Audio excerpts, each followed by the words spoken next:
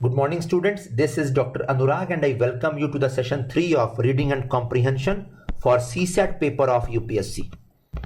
तो CSAT civil services aptitude test paper में reading and comprehension का बहुत ज़्यादा रोल है. Approximately 35 to 40 questions are asked every year out of 80 questions in CSAT paper. And basically what happens with the students is that they hardly score 10 to 12 correct answers in reading and comprehension. And एक phobia भी generate हो गया है over reading and comprehension that you need to have a grasp over proper English to have to attempt correctly the required number of questions.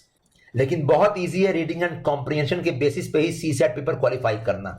And अगर आप कुछ चीजों पे ध्यान दीजिएगा तो 25 क्वेश्चंस, तो 20 to 25 क्वेश्चंस इजीली आप स्कोर कर सकते हैं रीडिंग एंड कॉम्प्रिहेंशन में.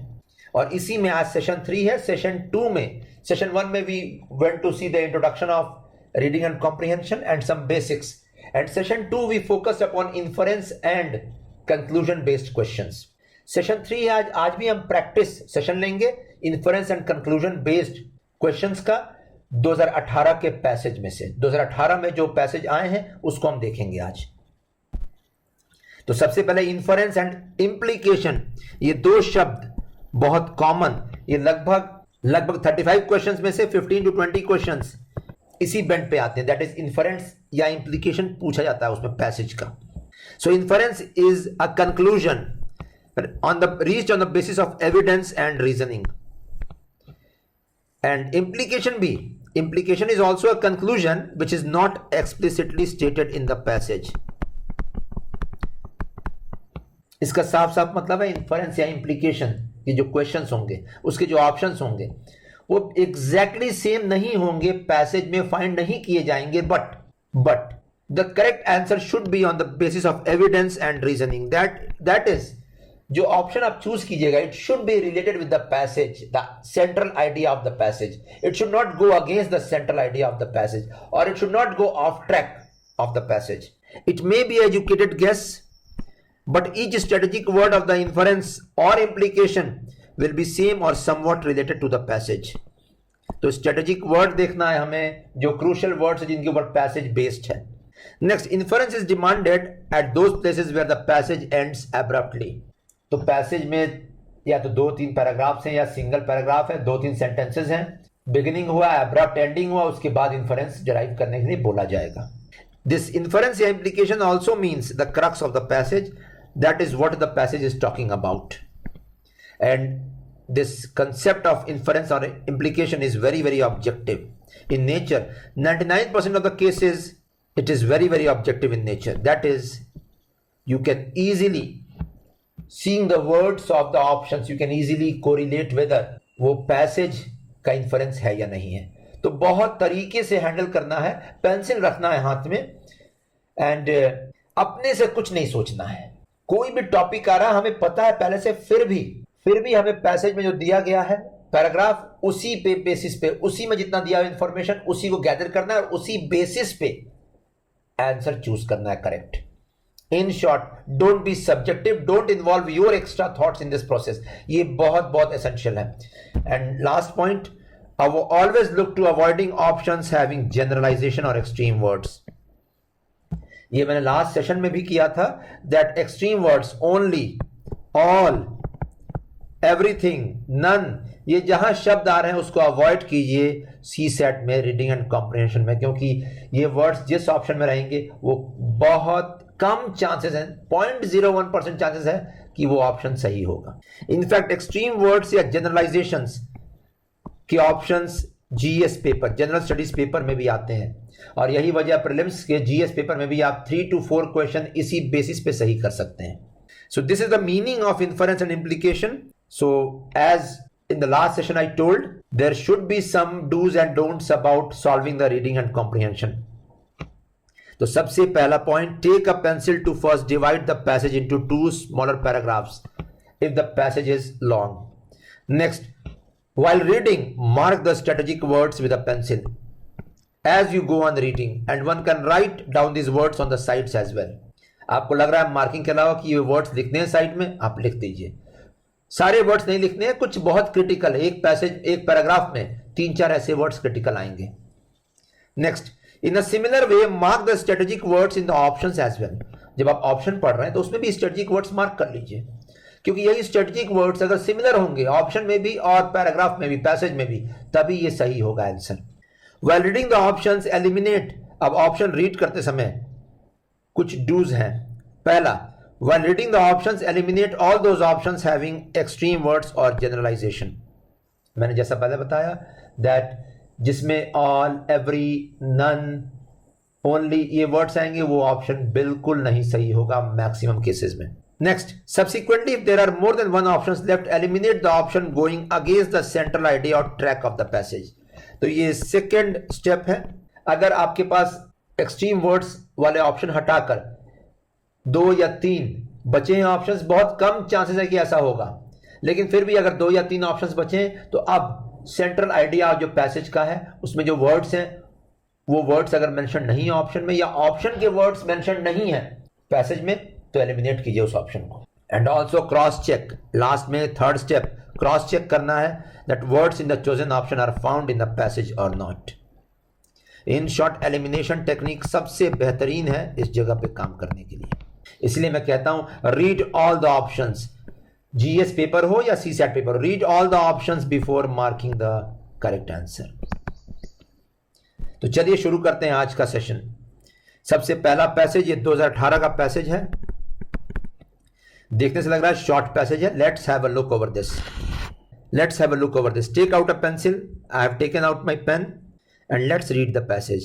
Today, the top environmental challenge is a combination of people and their aspiration. If the aspirations are more like the frugal ones we had after the Second World War, a lot more is possible than if we view the planet as a giant shopping mall. We need to get beyond the fascination with glitter and understand that the planet works as a biological system. तो ये passage talk कर रहा है top environmental challenge के बारे में, और ये चैलेंज क्या है? Combination of people and the aspirations. क्या हसरतें हैं लोगों में, क्या हसरतें हैं आज हमारे अंदर। और एस्पिरेशंस को 2 डिविजन्स में रखा गया यहां पे। एक फ्रूगल एस्पिरेशंस, फ्रूगल एस्पिरेशन का मतलब होता है उतने ही डिजायर्स रखना जितना कि मिनिमम डिजायर्स रखना, यानी बहुत कम डिजायर्स, जितनी जरूरत की चीजें हैं, जितनी जरूरतें हैं उसे ही पूरी करने की ख्वाहिश रखना। And second type of aspiration जो आज हमारा चल रहा है, हम लोग प्लैनेट को देख रहे हैं एक जाइंट शॉपिंग मॉल के रूप में। हम लोग अपने डिजायर्स कंट्रोल नहीं कर रहे हैं, we are increasing our desires. तो यहां लिखा हुआ है we need to get beyond the fascination with glitter and understand that the planet works as a biological system. तो अगर फ्रूगल रहेगा हमारा एस्पिरेशंस तो ज्यादा सस्टेनेबल रहेगा, ज्यादा सस्टेन करेगा नेचर। और अगर शॉपिंग मॉल की तरह व्यू करेंगे प्लैनेट को तो सब कुछ खत्म हो जाएगा। इन शॉर्ट हमें ये समझना पड़ेगा कि हमारा प्लैनेट एक बायोलॉजिकल सिस्टम है और इसकी भी कैपेसिटी है। तो ये कुछ कंक्लूजन्स हैं यहाँ पे। इसमें एक फ्रूगल वर्ड भी आया है और इससे घबराहट हुई होगी आपको। लेकिन देखा जाए ऑप्शन क्या है, ऑप्शंस में क्या फ्रूगल, ऑप्शन में क्या हम लोग सिंपल तरीके से बिना हाई वोकैब रखे सही ऑप्शन चूज कर सकते हैं कि नहीं। So which of the following is the most crucial and logical inference that can be based made from the above passage. तो लॉजिक के ऊपर, एविडेंस के ऊपर, तो क्या कंक्लूजन डिराइव कर सकते हैं हम इस पैसेज का। Let's see. First, the earth can meet only the basic needs of humans for food, clothing and shelter. यहां एक वर्ड तुरंत एक्सट्रीम, पहला स्टेप एक्सट्रीम वर्ड आया ओनली, और साथ में यहां कहीं नहीं लिखा हुआ है कि हमारी पृथ्वी केवल हमारे बेसिक नीड्स ही मीट कर पाएगी। तो ओनली वर्ड के कारण हम लोगों ने ये एलिमिनेट कर दिया। जहां जनरलाइजेशन आ रहा है eliminated. Second, the only way to meet environmental challenge is to limit the human population. तो एनवायरमेंटल चैलेंज को मीट करने का आसान तरीका ह्यूमन पॉपुलेशन को लिमिट करना है। तो लेट्स सी, इसको देखते हैं हम लोग। सबसे पहला इसमें एक्सट्रीम वर्ड ओनली, तो पहला स्टेप यही था, एक्सट्रीम वर्ड चूज करना, एक्सट्रीम वर्ड देखना और एलिमिनेट करना पैसेज उस ऑप्शन को। लेकिन सेकंड स्टेप भी central idea of the passage के खिलाफ जा रहा है ये सेंटेंस, बिकॉज ह्यूमन पॉपुलेशन के ऊपर कोई डिस्कशन नहीं हुआ इस जगह पे। तो ये भी दो तरीके बी ऑप्शन को एलिमिनेट करने के लिए। Next, reducing our consumerism is very much in our own interest। तो हमारे फायदे के लिए है हमारा कंज्यूमर अप्रोच को कम करना। इन शॉर्ट, प्लैनेट को शॉपिंग मॉल के रूप में नहीं देखना। तो इसके बारे में बातचीत किया गया है, तो इसको देखते हैं हम लोग। इसमें कोई एक्सट्रीम वर्ड भी नहीं आया है। We can consider this option. D option देखते हैं, knowledge of biological systems can only help us save this planet. Again D option में एक वर्ड आ गया, ओनली। स्टेप 1 वही था, दैट एक्सट्रीम वर्ड अवॉइड करना है। तो ये डी ऑप्शन अपने आप एलिमिनेट हो गया। सी ऑप्शन लग रहा है option somewhat close to the passage। A, B and D we have eliminated। The only option left is C option। तो आप देख रहे हैं easily without high vocab भी केवल generalization वाले जो वर्ड्स हैं वो हटाकर हम सही ऑप्शन चूज कर सकते हैं। मूविंग अहेड, 2018 का एक और पैसेज बायोमास, कोल और कुकिंग फ्यूल के ऊपर। Cooking with biomass and coal in India is now recognised to cause major health problems with women and children in poor population facing the greatest risk।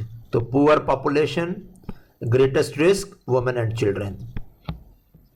There are more than 10 lakh premature death each year from household air pollution due to polluting cooking fuels। तो 10 लाख के आसपास premature deaths cause हो रहे हैं हर साल because of household air pollution due to polluting cooking fuels, with another 1.5 lakh due to their contribution to general outdoor air pollution in the country। In short, cooking fuel अगर कोयला और biomass इस्तेमाल हो रहा है, it is causing health risk to women and children inside the house। It is also causing health risk to the outsiders by air pollution, by increasing air pollution। Although the fraction of the Indian population using clean cooking fuels such as LPG, natural gas and electricity is slowly rising। तो देखिए यहाँ पे clean cooking fuels का example दिया गया है, LPG liquefied petroleum gas, natural gas and electricity is slowly rising। The number using polluting solid fuels as their primary cooking fuel has remained static for nearly 30 years at about 70 crore. तो 70 करोड़ जनता अभी भी इस्तेमाल कर रही है polluting solid fuel such as coal and biomass, जो 30 साल पहले जितनी जनता इस्तेमाल कर रही थी। तो ये static numbers। Let's see the options। Let's see the question। Which of the following is the most crucial and logical inference that can be made from the above passage। फिर से crucial and logical, that is evidence based रहना चाहिए। Conclusion directly explicitly mention नहीं रहेगा, लेकिन कहीं ना कहीं क्लोज रहेगा पैसेज से। तो सबसे पहला, rural people are giving up the use of polluting solid fuels due to their increasing awareness of health hazards. तो इसमें कोई एक्सट्रीम वर्ड नहीं है। स्टेप 1 इस एक्सट्रीम वर्ड नहीं है। स्टेप 2, पैसेज का सेंट्रल आइडिया देखिए, लिखा हुआ है लास्ट सेंटेंस में, the number using polluting solid fuels as their primary cooking fuel has remained static for nearly 30 years at about 70 crore. और यहां लिखा हुआ है rural people are giving up the use, that means वो छोड़ रहे हैं सॉलिड फ्यूल्स का इस्तेमाल। तो ये लास्ट स्टेटमेंट के खिलाफ जा रहा है ये option. In short this is wrong. Second, subsidising the use of clean cooking fuels will solve the problem of India's indoor air pollution. तो यहां भी कोई एक्सट्रीम वर्ड इस्तेमाल नहीं किया गया है, ओनली, ऑल या एवरीथिंग। लेकिन let's see the second step, central idea of the passage, strategic words. Let's see the second step, strategic words in option subsidising use of clean cooking fuels. Subsidising की बात कहीं नहीं आई है। Nowhere is the talk about the government interventions in the field। The talk is only about cooking with biomass and coal is a health hazard, and till now the population using these fuels is static at 70 crores। Next C, India should increase its import of natural gas and produce more electricity. तो यहां भी should word आया है, एक तरह से generalisation है, but सबसे बड़ी बात है इंपोर्ट। इंपोर्ट वर्ड कहीं नहीं आया है पैसेज में, that means this goes against the central idea of the passage. So fourth option, access to cooking gas can reduce premature death in poor household. तो premature death की बात हुई थी, poor households, poor population word आया था यहां पे। देखिए यहां पे मैं मैच कर रहा हूं एक एक शब्द। एंड कुकिंग गैस को, अगर कुकिंग गैस की अगर एक्सेसिबिलिटी इंक्रीज की जाएगी तो शायद बायोमास एंड कोल का यूसेज कम होगा in the poor population. So this option is somewhat related to the passage. In short, D option is the correct answer. So in this way यहां पे कोई भी एक्सट्रीम वर्ड नहीं आया, but we have solved it using the second step, that is the words of the option should not go against the core idea of the passage. Next, third passage, the Arctic's vast reserves of fossil fuel fish, Arctic's vast reserves, Arctic ocean की बात चल रही है, and minerals. So fossil fuel, fish and minerals are now accessible for a longer period of time in a year. But unlike Antarctica, which is protected from exploitation by Antarctic Treaty framed during Cold War and is not subject to territorial claims by any country, there is no legal regime protecting the Arctic from industrialization, especially at a time when the world craves for more and more resources. The distinct possibility of ice-free summer has prompted the countries with Arctic coastline to scramble for great chunks of the melting ocean. So talk is about Arctic Ocean and its resources, fossil fuel, fish and minerals, which are now accessible courtesy the ice-free summers. But unlike Antarctica, Antarctica is saved by Antarctic Treaty, जो cold war में frame किया गया था, and Antarctica is not subject to territorial claims. But Arctic region has no legal regime and no one can protect it from industrialization at a time when the world wants more resources.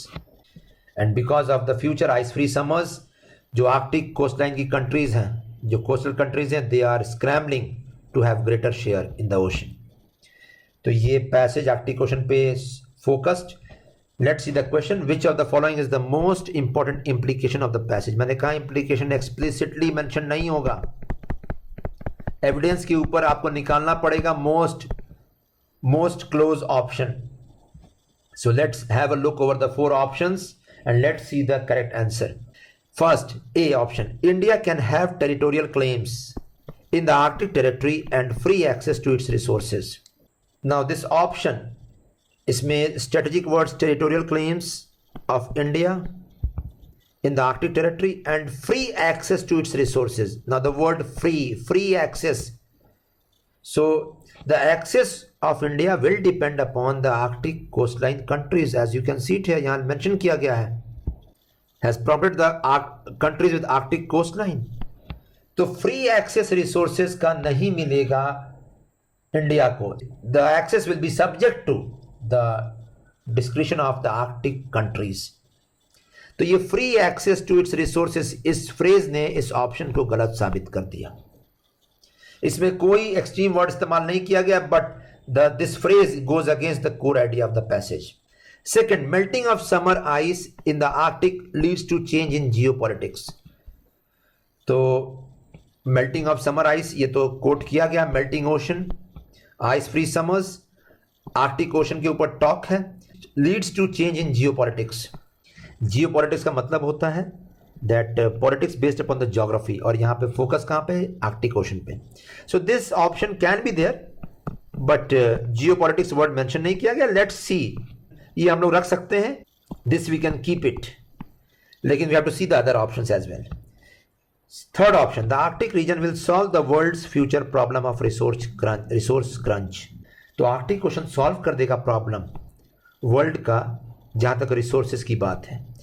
ये कहीं mention नहीं किया गया. Resources कितने ये भी mention नहीं किया गया. It is only mentioned that in the era when the world needs more resources, it is going in. Arctic Ocean will be a new hub of exploitation. कहीं सॉल्व करने की बात नहीं आई है. So this is the wrong answer. So this is the wrong option. Next, D option. The Arctic region has more resources than Antarctica.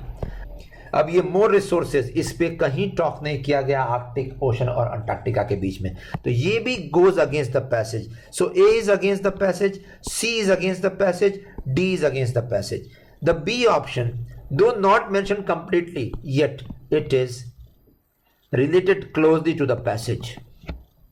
और यहाँ एक word geopolitics, politics of the countries based upon geography, और यहाँ लिखा हुआ एक point that Arctic coastline countries are scrambling for greater chunks of melting ocean.